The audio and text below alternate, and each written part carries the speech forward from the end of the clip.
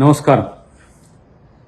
Elon Musk ఇండియాలో జరిగిన elections మీద చేసిన కామెంట్స్ వాస్తవానికి కొంత దగ్గరగా ఉన్న పరిస్థితిని నేను అయితే వ్యక్తిగతంగా గమనించిన.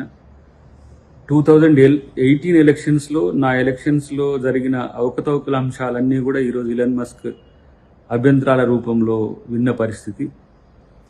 ఈరోజు కేంద్ర ప్రభుత్వానికి ఏమాత్రం చిత్తశుద్ధి ఉన్నా ఎలక్షన్ కమిషన్ ఆఫ్ ఇండియా యొక్క పనితీరు మీద వాళ్ళను ప్రూవ్ చేసుకోవాలన్నా కూడా ఒక జాయింట్ పార్లమెంటరీ కమిటీ లాంటిది కానీ లేదంటే సుప్రీంకోర్టు చీఫ్ జస్టిస్ నేతృత్వంలో ఎలక్షన్ కమిషన్ రెస్పాండెంట్స్ను తర్వాత ఆల్ పార్టీ డెలిగేషన్ను కనుక పెట్టి ఒక ఉన్నత స్థాయి ఎంక్వైరీ కనుక జరిపితే వాస్తవాలు బయటకు తెలవాల్సిన అవసరం ఉంది.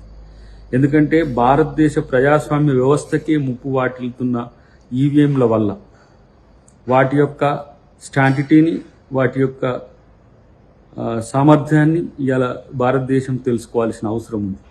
ప్రత్యేకించి నా కేసు విషయంలో 6 సంవత్సరాలు కావస్తున్నా ఇప్పటికి కూడా కేసు విషయంలో పెండింగ్లో ఉండడం అనేది కూడా ఒకంత అసహనానికి గురి చేస్తున్న పరిస్థితి మీకు గుర్తు చేస్తున్నాను. ఈరోజు బ్యాలెట్ సిస్టమ్ను తీసుకురావాలనేది ఎందుకు ఈ డిమాండ్ వస్తుందనంటే ఈ రకమైన అనుమానాలు ఉన్నాయి. టెక్నాలజీ మార్పు వల్ల ఈవీఎంలు ఈరోజు హ్యాకింగ్కు, ట్యాంపరింగ్కు, మేనేజ్మెంట్కు కూడా అవకాశం కల్పించే పరిస్థితి వచ్చింది. కాబట్టి ఇది భారతదేశ ప్రజాస్వామ్యం యొక్క స్వరూపాన్ని మార్చే స్థితి ఉన్నది.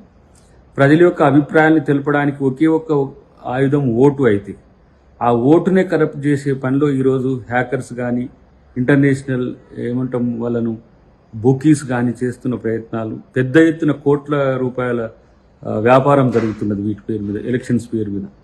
సో ఇప్పటికైనా మన భారతదేశం నిజాయితీతో కూడిన ప్రజాస్వామ్యాన్ని ఎంచుకోవాలని అనుకుంటే వీటి మీద ఎంక్వైరీ జరపాలి, పారదర్శకతతో ఎంక్వైరీ జరగాలి.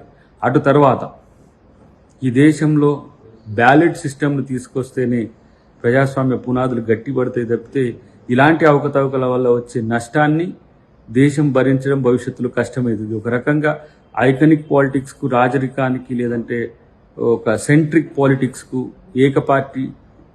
ఏక ప్రభుత్వ విధానానికి, ఒక డిక్టోరియల్ పాలిటిక్స్కు నిలవవుతుంది. కాబట్టి ఇప్పటికైనా కేంద్ర ప్రభుత్వం ఆలోచించాలనేది నా డిమాండ్.